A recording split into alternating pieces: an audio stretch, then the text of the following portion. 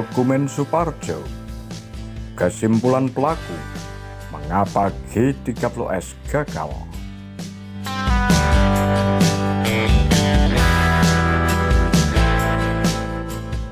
Gerakan 30 September 1965 gagal. Mengapa? Bahkan hanya dalam hitungan hari. Padahal PKI, pihak yang dalam versi resmi dituding sebagai dalang, bukan partai gurem, anggotanya jutaan. Sejumlah perwira militer juga terlibat. Sejumlah akademisi telah coba menguliknya. Salah satunya adalah John Rosa, sejarawan dari Universitas Columbia, Kanada. Dalam buku Pretext for Mass Murder, The September 30th Movement and Soeharto's Coup d'Etat in Indonesia, published 2006. Ia menggarisbawahi kehadiran catatan yang dibuat Brigadir Jenderal Suparjo, salah seorang yang terlibat dalam gerakan tersebut, bahkan tentara dengan pangkat tertinggi.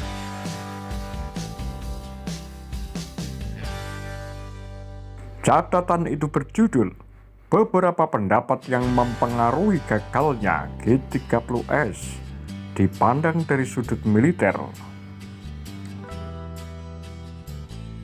Selama puluhan tahun, para analis mengabaikan meski tersedia di Museum TNI Satria Mandala, Jakarta.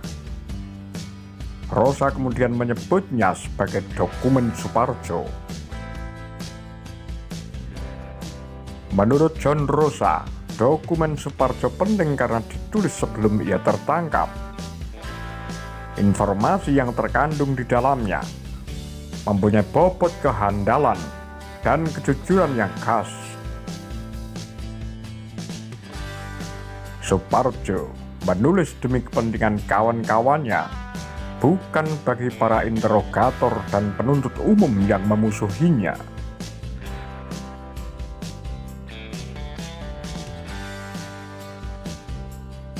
Kesimpulan Suparjo, G30S gagal karena gerakan ini dipimpin seorang sipil, Sam, yang tahu sedikit sekali tentang prosedur-prosedur kemiliteran.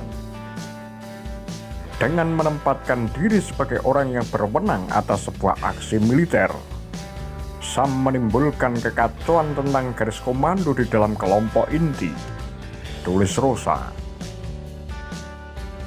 Saat tiba di Halim Perdana Kusuma, sehari sebelum kejadian, Suparjo mengaku bingung tentang siapa sebenarnya yang memimpin G30S. Gerakan ini mengabaikan prinsip-prinsip baku organisasi kemiliteran, tidak memiliki komandan tunggal. Kerjasama antara kelompok PKI, Sam dan Pono dengan kelompok militer, Untung, Latif, dan Suyono tersusun sangat longgar, sehingga dua kelompok tersebut terus-menerus berdebat tentang apa yang harus dilakukan.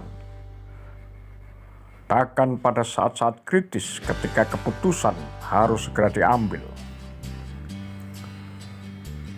Persiapan tidak matang. Rosa menyatakan Suparjo menulis catatan itu sebagai seorang perwira yang dibingungkan oleh semua penyimpangan gerakan dari praktik baku kemiliteran. Suparjo menjadi Brigadir Jenderal pada umur 44 tahun karena kepiawaiannya sebagai ahli strategi dalam sejumlah pertempuran.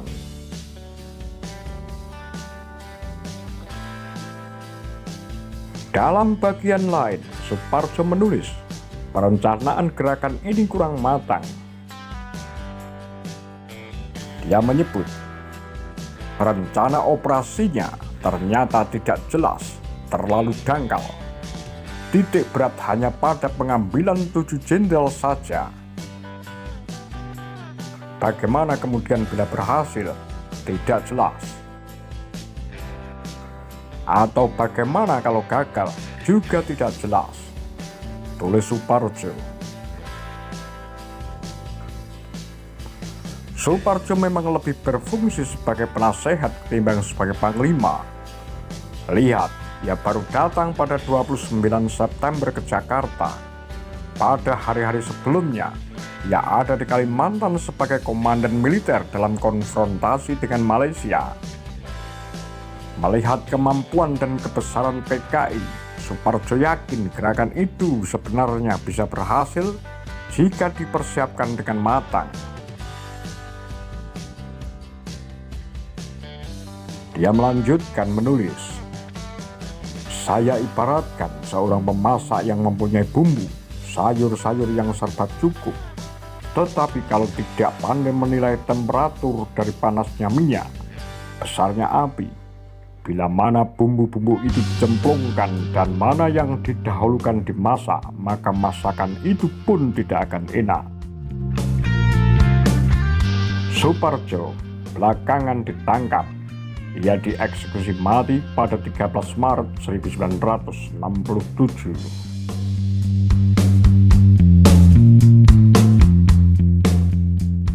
Demikian Kura-Kura, Pagar Lambe Sundel.